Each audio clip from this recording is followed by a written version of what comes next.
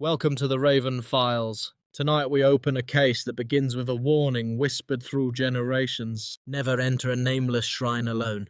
Deep in a forgotten mountain, a young man makes a careless promise before an abandoned spirit tablet. Soon after, his body begins to change, his soul is no longer whole, and a ghost bride waits in the darkness to claim what she believes is hers.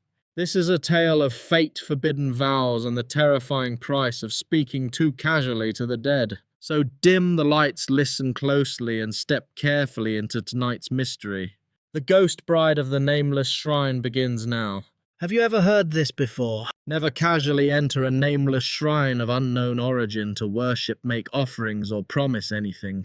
Because you will never know whether the thing enshrined inside that shrine is a bodhisattva, a god, or a ghost.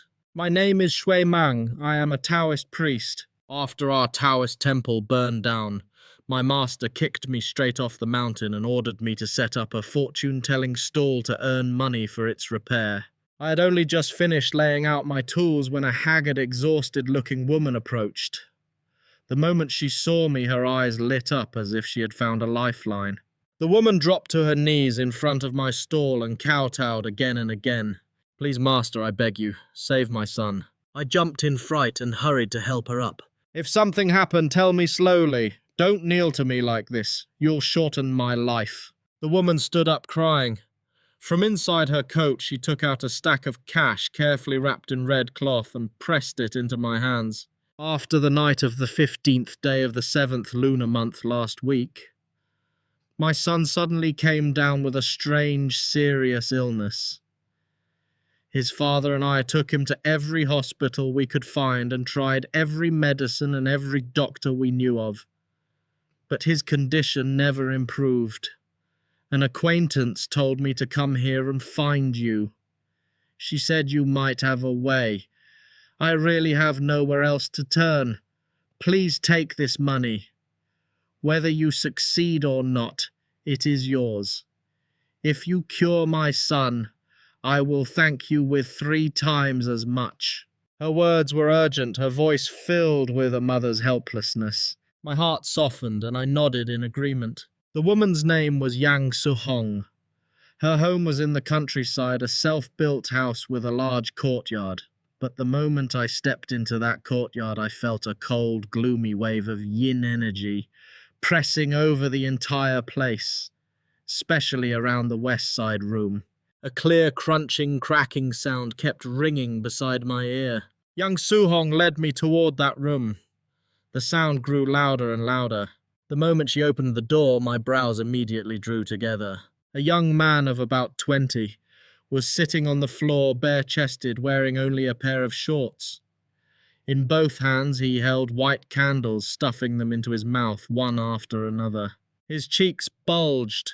His mouth was full of candle crumbs, yet he chewed and swallowed with relish, as if there were some delicious delicacy. Young Su Sheng stepped into the room before me. The young man raised his eyes and looked at her, but he had no reaction.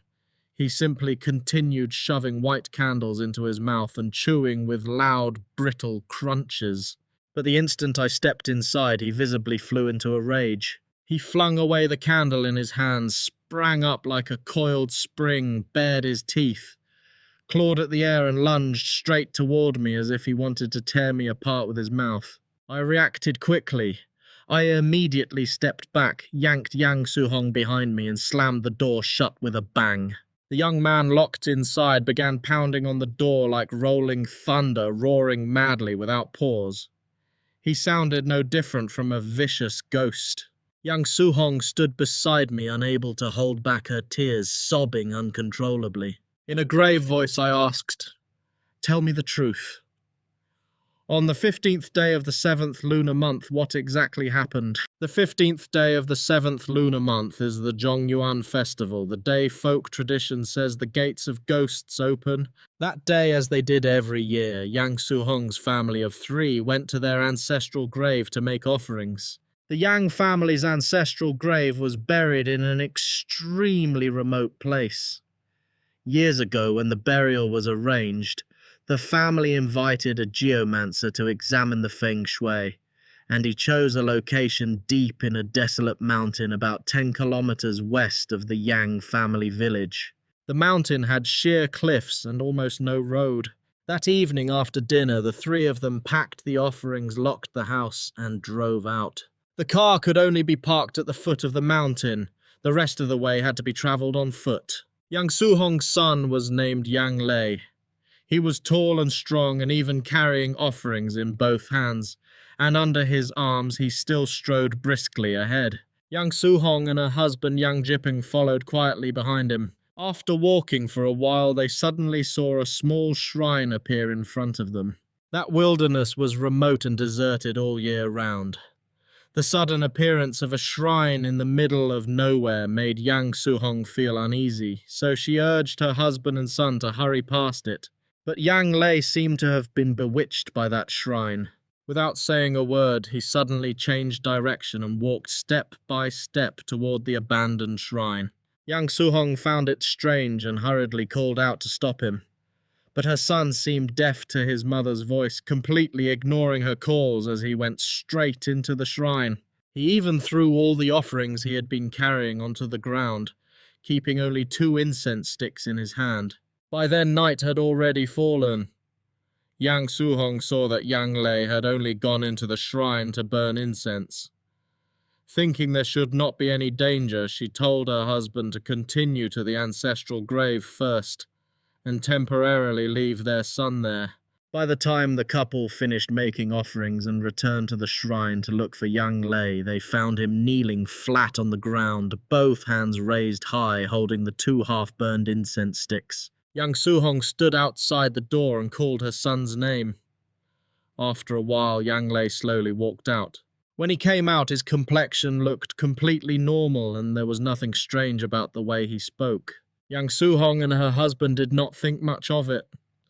The 3 of them went down the mountain together, got into the car, and returned home.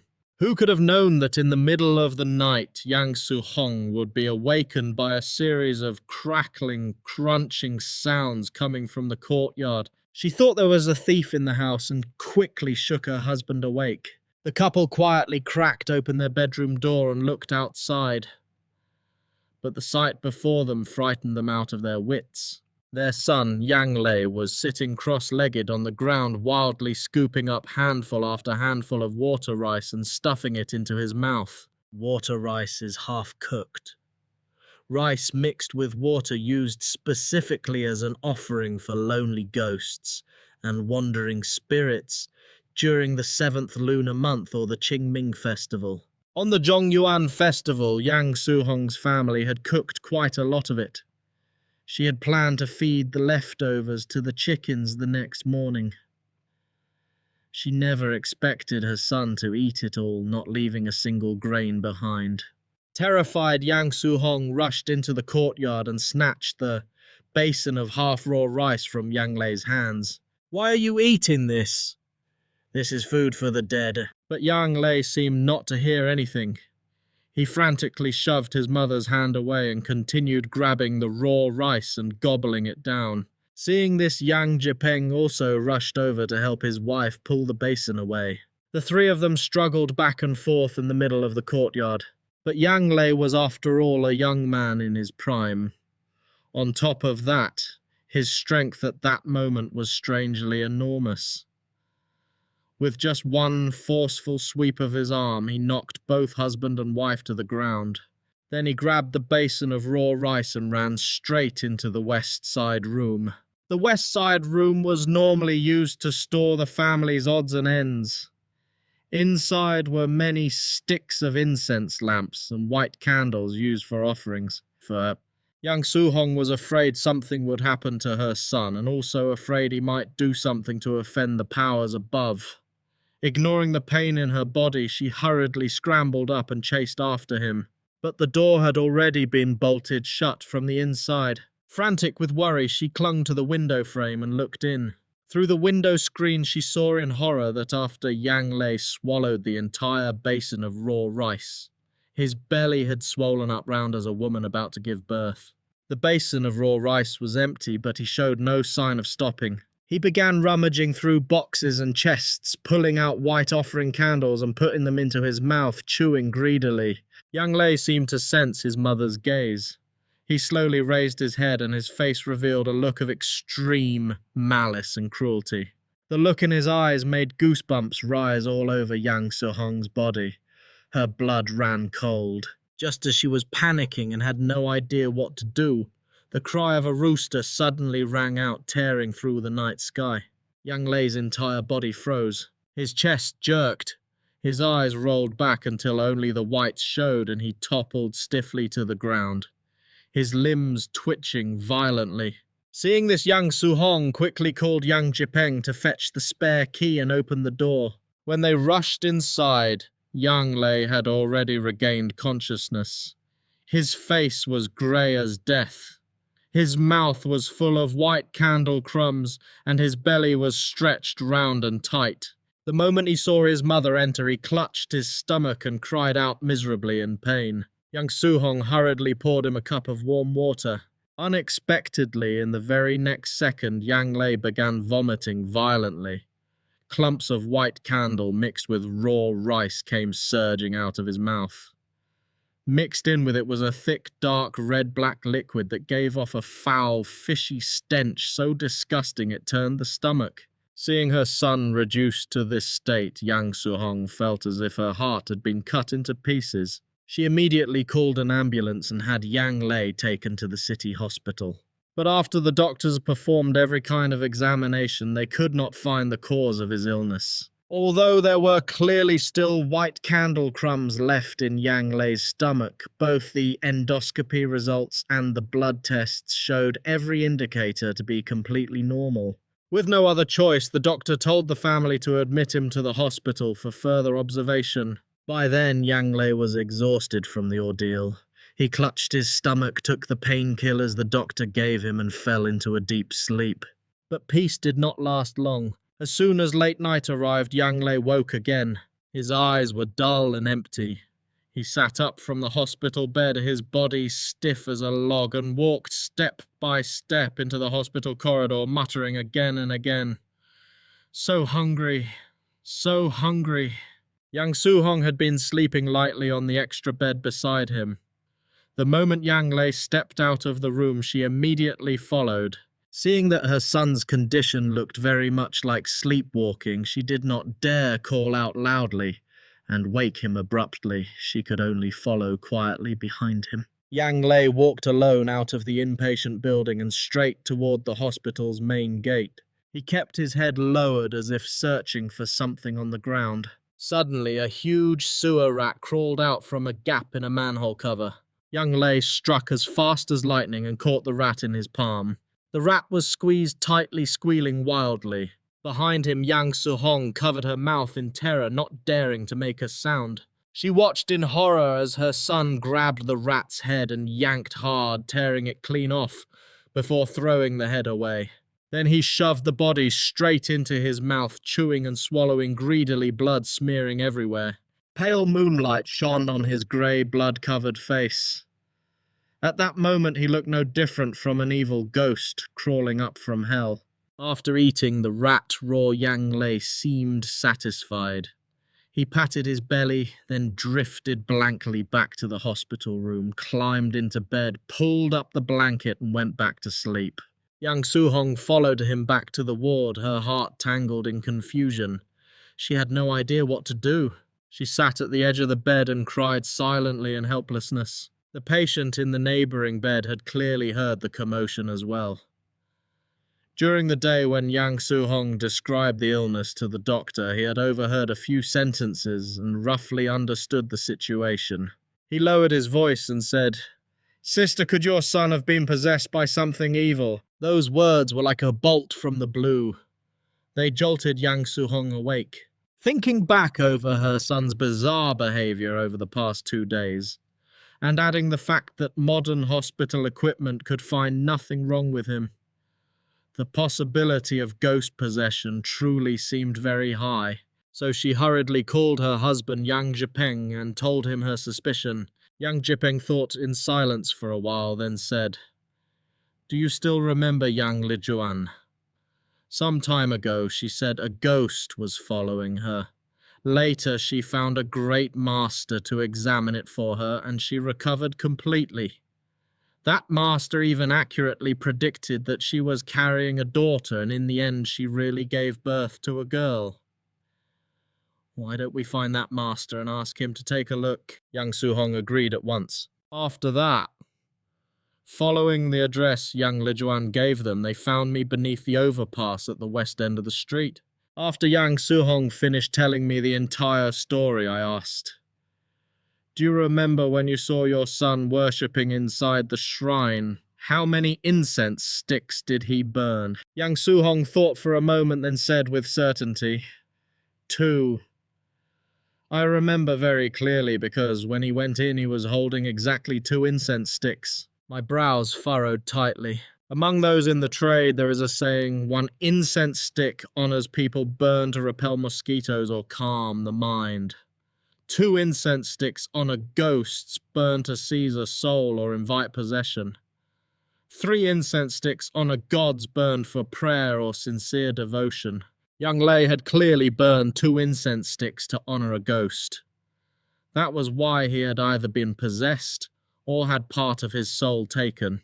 Thinking of this, I asked Yang Su-hong to give me Yang Lei's birth date and 8 characters so I could calculate his chart. After casting his chart, I found that his spouse palace was heavily burdened by 2 inauspicious stars, Yin Sha and Jia Sha, while his life palace had fallen into the character for death. However, immediately after that character for death, there was a returning sign of life. This meant that this calamity truly existed in his fate, but there was still a path of survival, a chance to reverse the situation. So I quickly said to Yang Su-hong, "I'm afraid part of your son's soul has been left behind in that abandoned shrine. What followed you and your husband home was only 2 Hun souls and 7 Po souls. Missing 1 Hun soul, he took on this half-human, half-ghost state. We must go to that shrine immediately and call his soul back." After hearing this, Yang Su-hong's legs went weak. She trembled so badly she could barely stand, her voice stammering. "A shrine. Aren't shrines places where gods and immortals are worshipped? How could there be ghosts?" I explained temples and shrines are different. Temples usually refer to Buddhist places where Buddhas are worshipped. But shrines in folk practice and Taoist usage can enshrine many things, such as earth immortals, the 3 pure ones, and in some places even the spirit tablets of the dead. Think about it. In a desolate mountain with no people around, why would a shrine suddenly be there? Who goes there to burn incense and maintain its worship? My guess is that someone built their family grave into the shape of a shrine. Inside they worship the tablet of someone unseen and unspoken of. After hearing this, Yang Su-hong collapsed to the ground, tears pouring down her face. I opened the bag of tools I carried with me and took out an exorcism talisman, a compass, a handful of cinnabar, a string of 5 emperor coins and a peachwood sword. "Go into the room quickly. Cut a lock of your son's hair and bring me a set of clothing he has worn close to his body. We're going up the mountain to call his soul." When Yang Su-hong heard this, she did not dare keep crying. She hurried off to prepare. I looked at the clock. There was only about 1 double hour left before noon.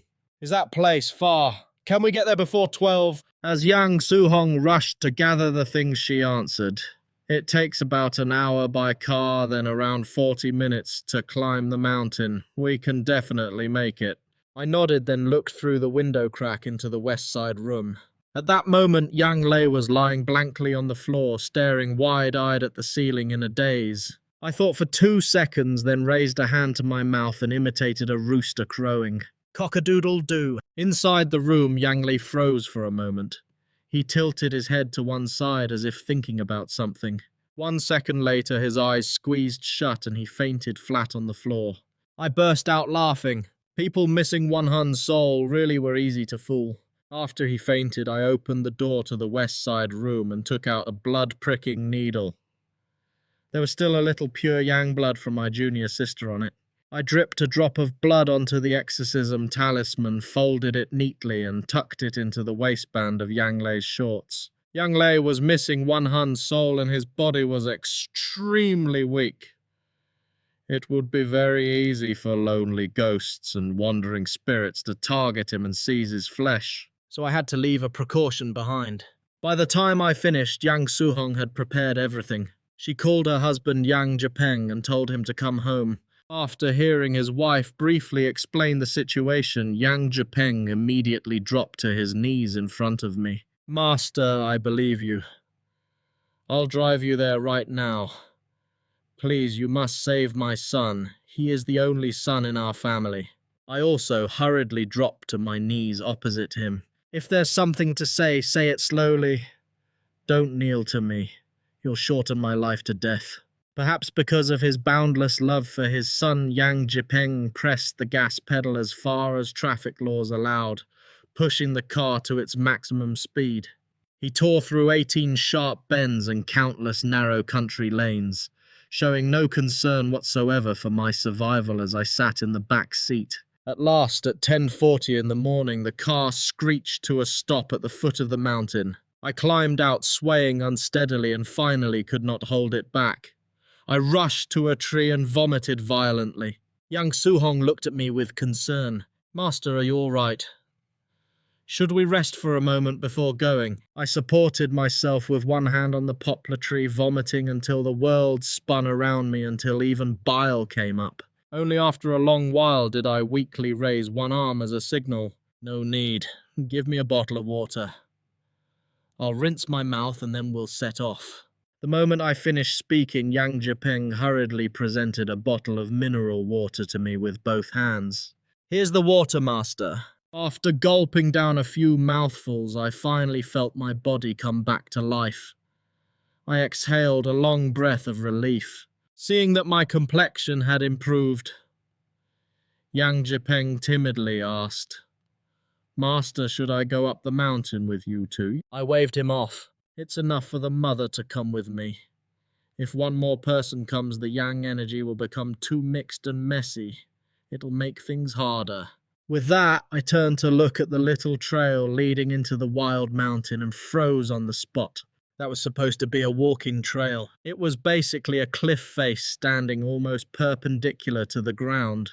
This was exactly the legendary saying, 90 degrees is a wall, 89 degrees is a mountain slope. Seeing my hesitation, Yang Su-hong immediately used her phone to transfer me a generous payment. "Master, I know the road is a little difficult. I'll have to trouble you to endure it for our family's sake." Good.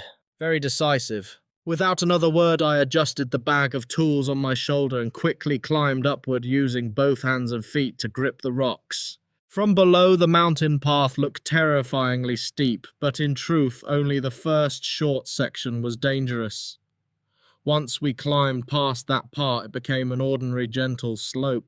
The trees in the wild forest were dense, their interlaced canopies blocking out most of the sunlight and making the space inside feel gloomy and cold. We followed the narrow path deep into the mountain. After about 40 minutes on foot, a small shrine suddenly appeared ahead. The shrine was built entirely of red brick, but strangely on top of its roof was an old banyan tree. Its roots clung to the tiles and its canopy covered the entire roof like a lid. Banyan trees were especially prone to attracting yin energy and summoning ghosts. This was not a shrine to gods or Buddhas at all. It was a grave disguised in the shape of a shrine. I led Yang Su-hong across the shrine's threshold. A bone-chilling yin energy immediately crawled up from the ground along my legs. The shrine was very small, only about 5 square meters at most. Red and white cloth strips crisscrossed the roof beams. Right in the center of the beam was a large character for double happiness, also made from intertwined red and white. Within that festive atmosphere, there was a strange ghostly quality that made one's skin crawl. Yang Su-hong cried out in shock. What is this? This shrine didn't look like this when I saw it before. I asked. What did it look like when you saw it? Young Su-hong raised her head and looked at the red and white cloth strips on the beams. That day, there were no cloth strips and there was no double happiness character either. I shifted my gaze to the square wooden table placed in the very center of the shrine. On top of the table was a wooden spirit tablet. Carved on the tablet were several large black characters. The grave of my beloved daughter Su Sheng. On the right side of the tablet were carved her birth date and the date and hour of her death. On the left side, however, there was a small vertical line of characters. Husband Yang Lei. After clearly seeing the words carved on the tablet, I turned back to Yang Su-hong and said solemnly, "It seems you're about to have a daughter-in-law." Yang Su-hong froze. "What?" I pointed at the spirit tablet on the table. Yang Su-hong looked in the direction of my finger, stood blankly for 2 seconds, then shook her head again and again. What exactly is going on? As I explained, I took the compass from my tool bag. Where are Yang Lei's hair and clothes? This shrine worships a female ghost. That female ghost has taken a fancy to your son, so she hooked away one of his souls and kept it here, preparing to perform the wedding ceremony. Look. She has even carved your son's name clearly into the place for her husband.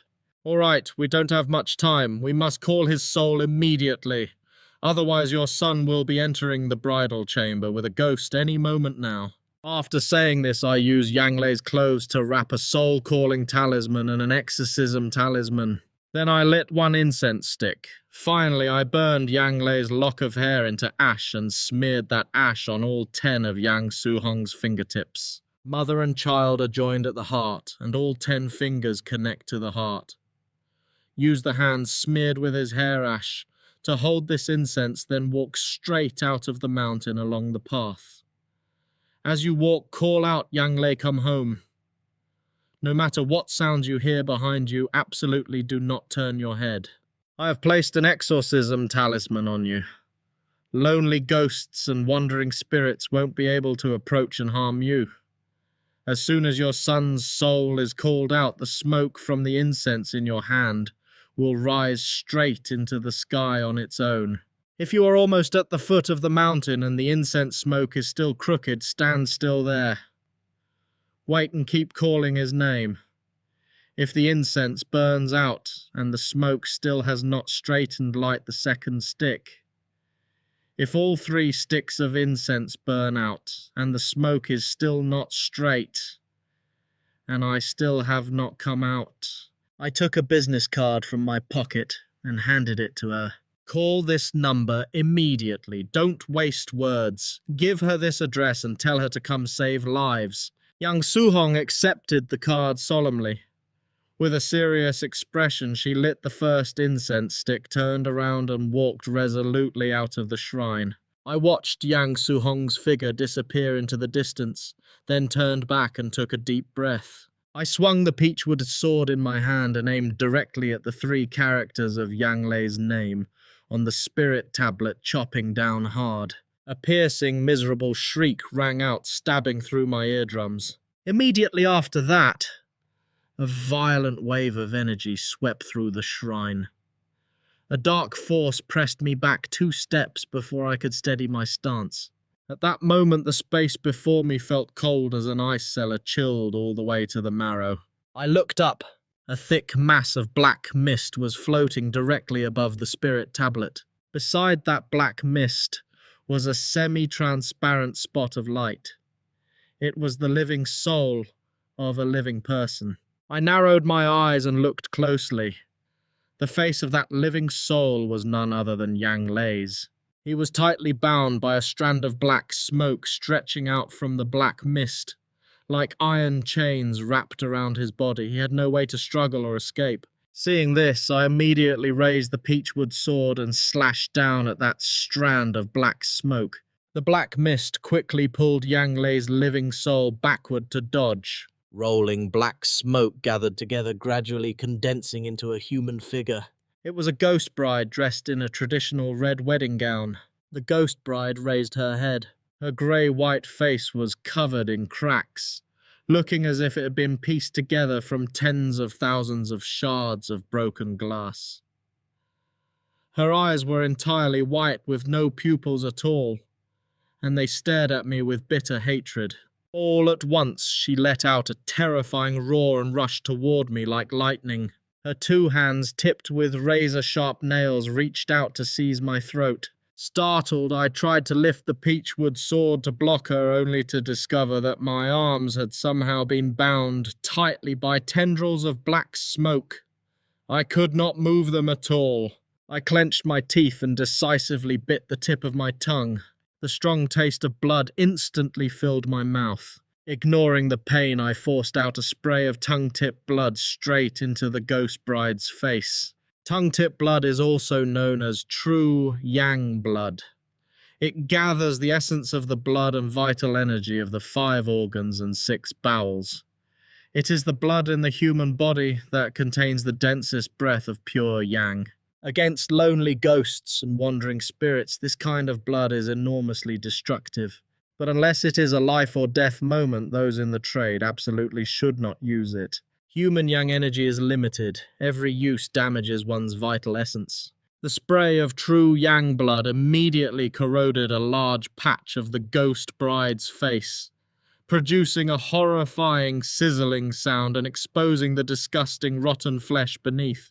By instinct, the ghost bride glanced at Yang Lei beside her. Then she screamed in pain and hurriedly covered her face with both hands, not daring to let him see her ugly appearance. I seized. This once-in-a-thousand chance, struggled free from the restraints, raised the peachwood sword and cut through the black smoke, connecting Yang Lei's living soul to her. The instant the peachwood sword touched that strand of black smoke, the smoke burst apart and transformed into brilliant red light. I stared at the scene before me and froze. Damn it! That red cord was actually the red thread of fate. While I was standing there stunned, the ghost bride immediately extended her sharp nails and attacked me wildly. I hurriedly raised the peachwood sword to block her. Now that I had ruined her face, she was furious.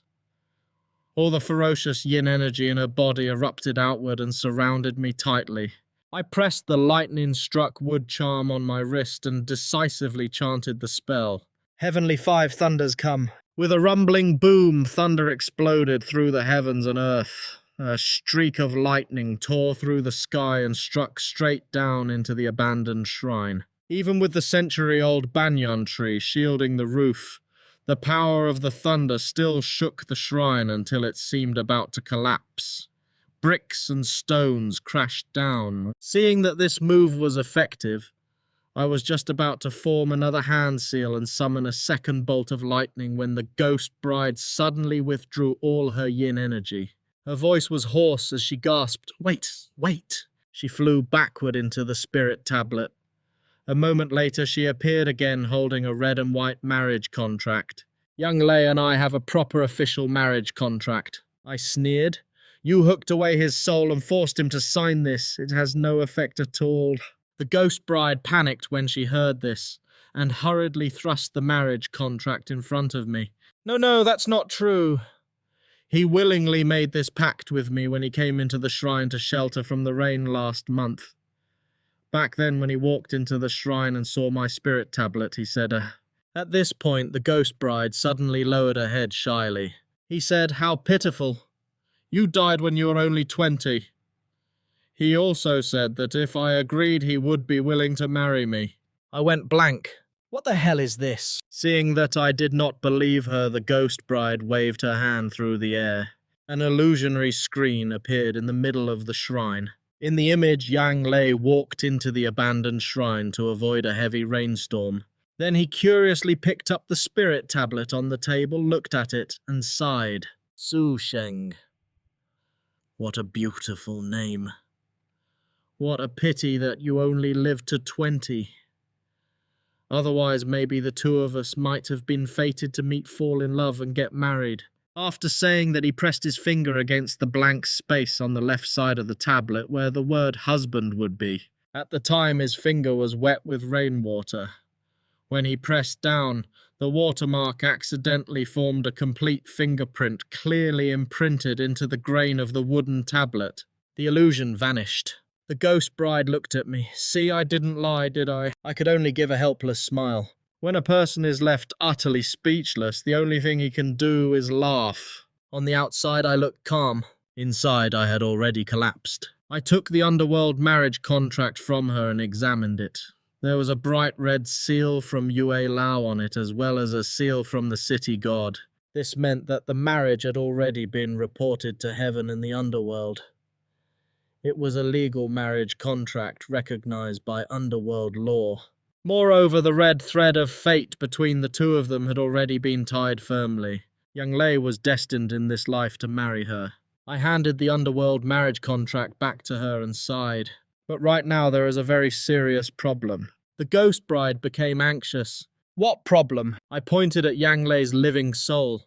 Right now he is only the living soul of a living person. His Yang lifespan has not yet ended. If you stubbornly keep this living soul and refuse to let it go, then his physical body at home, missing part of its soul, will cause his remaining 2 Hun souls and 7 Po souls to disperse day by day. By then he will completely become a mindless fool, an idiot, and after that he will die. The ghost bride had clearly never considered this consequence. Flustered, she asked me, "Then what should I do now if I let him go back? What if he goes back on his word?" I said, "He can't go back on it.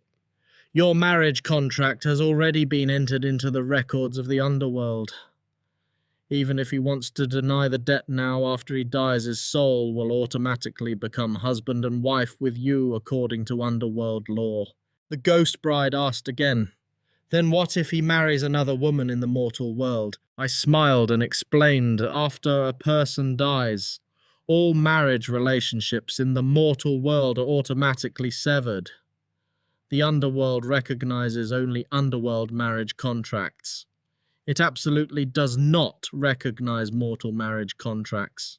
Only then did the ghost bride nod in satisfaction. "All right, I believe you." After saying this, she slowly withdrew the black smoke wrapped around Yang Lei's living soul, leaving only the brilliant red thread wrapped around his finger. After Yang Lei's living soul regained its freedom, Yang Su-hong's voice suddenly came from outside the shrine.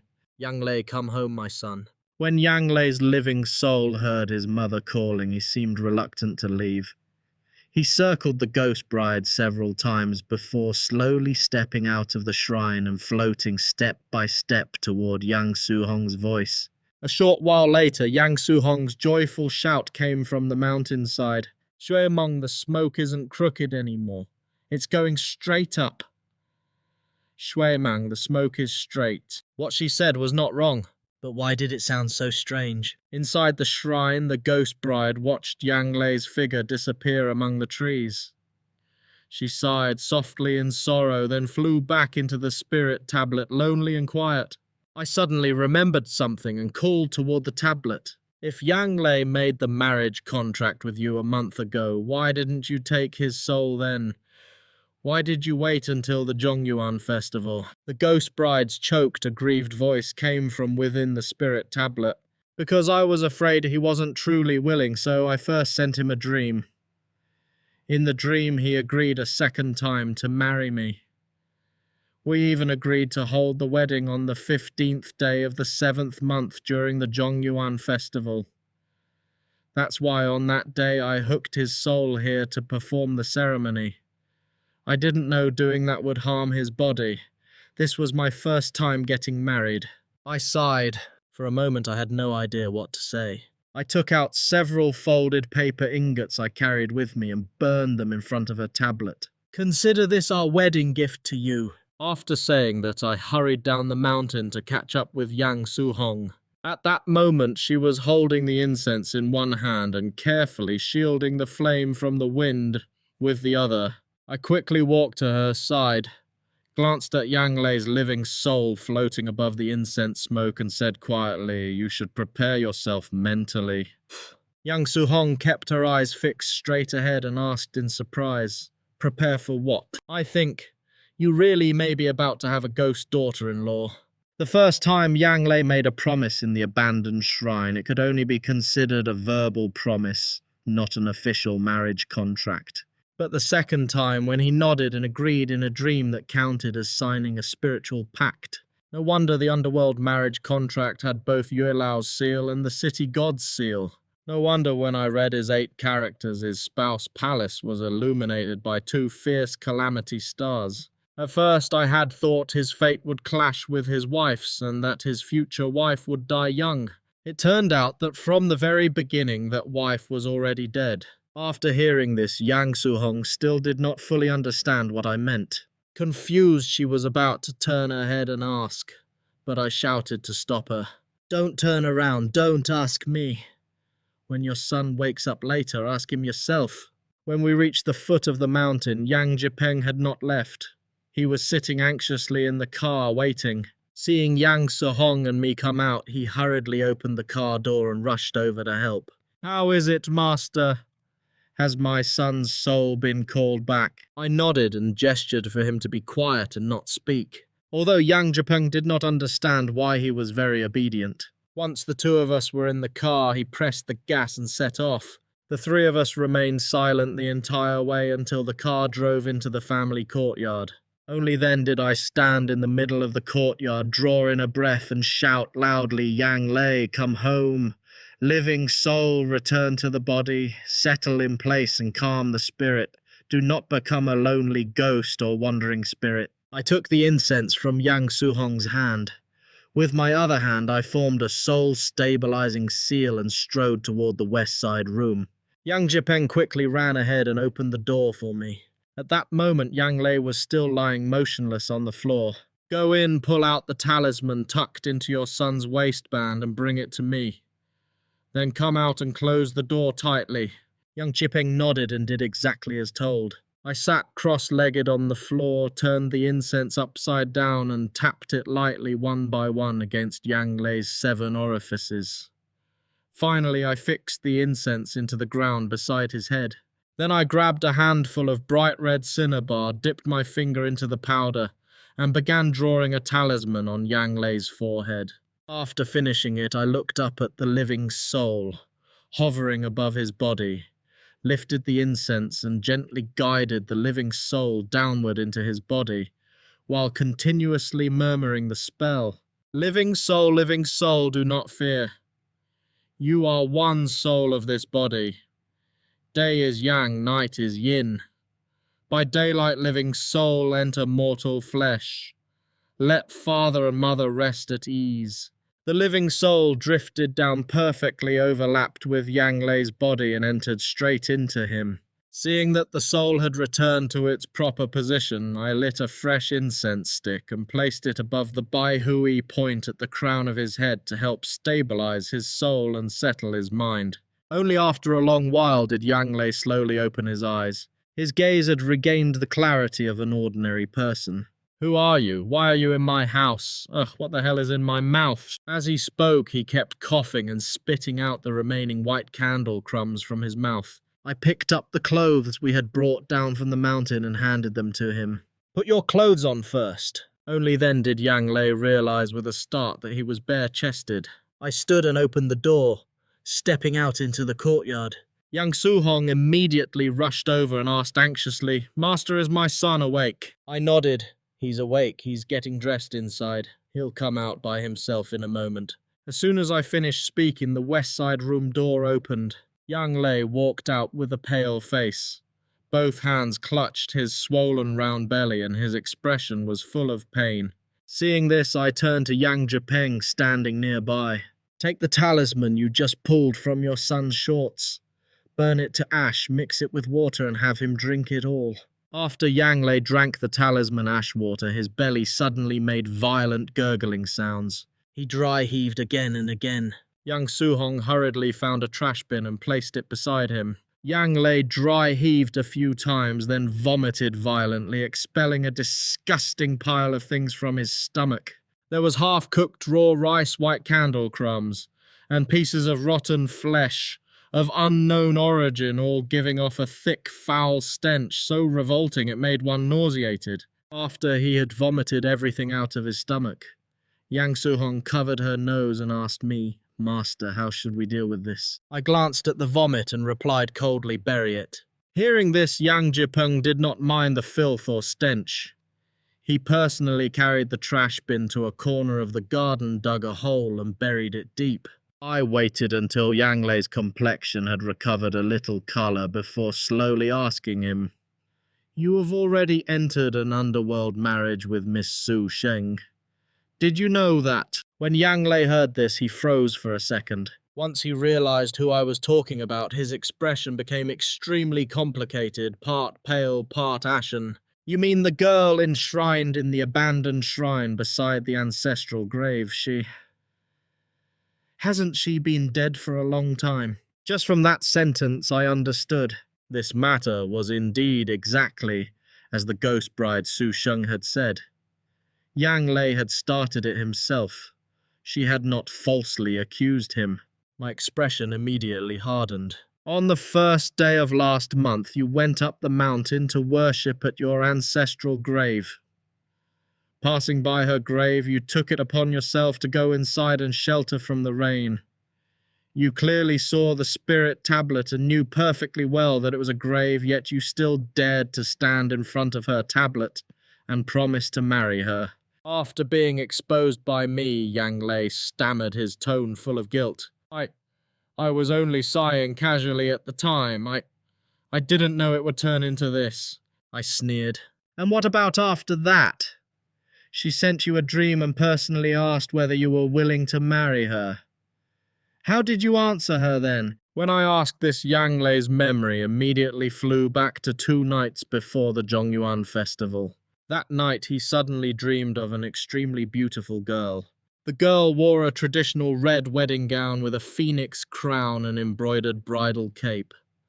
Her smile was radiant and gentle as she looked at him and asked softly, "Ale, are you willing to marry me?" At that time he was in a dream. His mind was hazy and muddled, unable to tell dream from reality, so in a moment of impulse he nodded and agreed. Immediately afterward, the beautiful girl slipped into his arms, hugged his arm, and said coquettishly, "Then let's hold our wedding on the 15th day of the 7th month during the Zhongyuan festival." By instinct, he nodded repeatedly again. Then he suddenly woke with a start. Looking at Yang Lei's guilty and remorseful expression, I now understood everything completely. "Since you remember then, I must explain the rules of the underworld to you. Miss Su Sheng acted entirely according to proper procedure. She sought your opinion and obtained your consent. Only then did the two of you officially form an underworld marriage bond. The marriage contract has also been stamped and certified by Xue Mang and the city, god of the underworld. According to underworld law, you should immediately go down there and complete the wedding ceremony with her. However, Miss Su Sheng is reasonable and kind by nature. She has made concessions and agreed to wait until you finish your Yang lifespan, die naturally in the mortal world, and only then formally hold the wedding in the underworld. During your time alive in this world, you may still marry, have children, and live normally."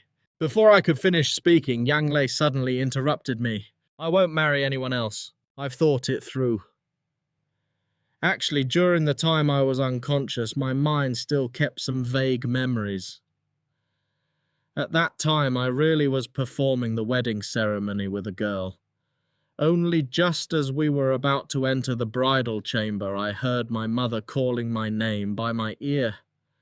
When I opened my eyes again, I had woken up here.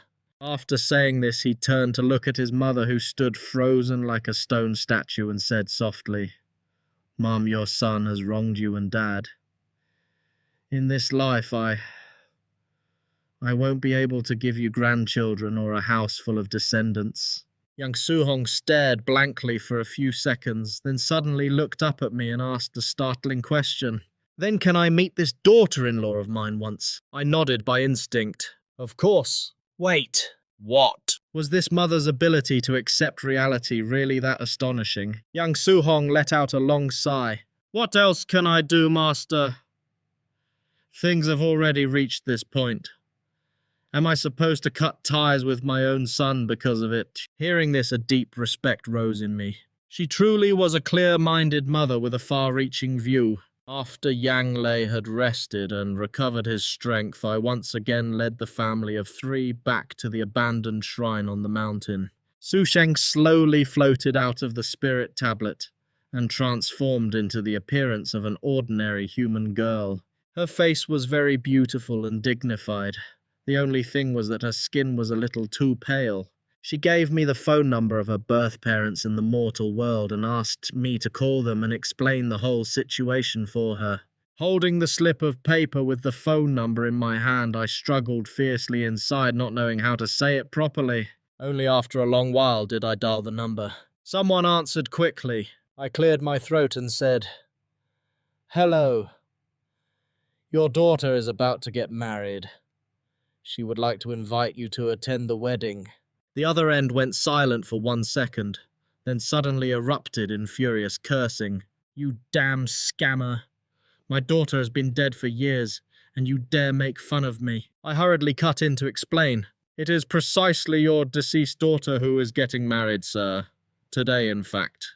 This time the person on the other end did not curse. Instead, a terrified scream suddenly burst through the line. "Ah, a ghost!" Then with a bang they hung up directly. Helpless. I turned to Su Sheng, shrugged and said, "Maybe it would be better if you visit your parents in a dream and tell them yourself." Su Sheng seemed to want to say something, then stopped. In the end, she could only sigh softly. "I suppose that's all I can do." "Master, has anyone ever told you that you have a real way with words?" I scratched my head and laughed. "Oh, people praise me for that all the time." After everything had been settled, Yang Jipeng secretly pulled me into a quiet corner, his expression extremely mysterious. "Master, was my son fated from birth to marry a dead woman?" When I heard this question, I was both astonished and confused. "How do you know that?" From inside his coat, Yang Jipeng took out a time-yellowed slip of paper. On it was a crooked line of writing. "No marriage in this life. Only when turned to dust shall the bond be tied." This is the fortune written by an old Taoist priest who read my son's 8 characters when he had just been born. For all these years his mother and I thought until our heads hurt. But we could never understand what these 2 lines meant, not until this happened to him. At that time, the 2 of us had already discussed it in private. No matter how it ended, as long as our son returned safe and sound, we would accept anything. Thank heavens. Truly thank heavens. My son is still safe. I said nothing. I merely nodded silently in agreement. Yang Jipeng paid me the remaining reward he had promised, then left with his wife and son. The old fortune slip was left behind on my divination table. I stared at the words on that yellowed paper for a while, then lit it on fire and burned it to ash. No marriage in this life. That line actually meant Yang Lei would remain alone in the mortal world all his life and would never marry a living person. Only when turned to dust shall the bond be tied. That meant only after his body turned to dust and his soul descended to the underworld could he form a marriage bond and start a family. To put it plainly, this was a fate destined for a ghost marriage. But that should have happened only after he died, absolutely not while he was still alive.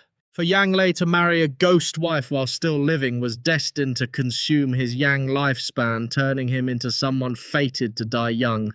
If that day he had not gone alone into that abandoned shrine without permission, perhaps this tragedy would not have happened so soon. Although people often say that everything in this world is governed by fate, that life and death are predetermined by heaven, the elders of old still left behind a lesson written in blood. I hope you will remember it well. 1 person should not enter a shrine.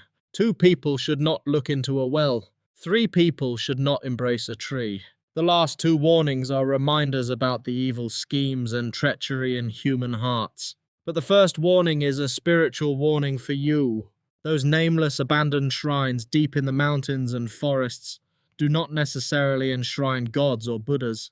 Very often what is worshipped inside may be a ghost. And that is where part 1 of tonight's case comes to an end. Yang Lei has returned from the mountain, but something returned with him. His body is still alive, but one part of his soul may have been left behind, inside the nameless shrine. And the most terrifying question remains. What exactly did he promise in front of that abandoned spirit tablet? In part 2, Xue Mang will return to the mountain step inside the shrine and uncover the truth behind the ghost bride waiting in the dark. If you enjoyed this mystery, don't forget to like, subscribe, and turn on notifications so you won't miss the next part. The case is not closed yet. This is the Raven Files, and some promises should never be spoken to the dead.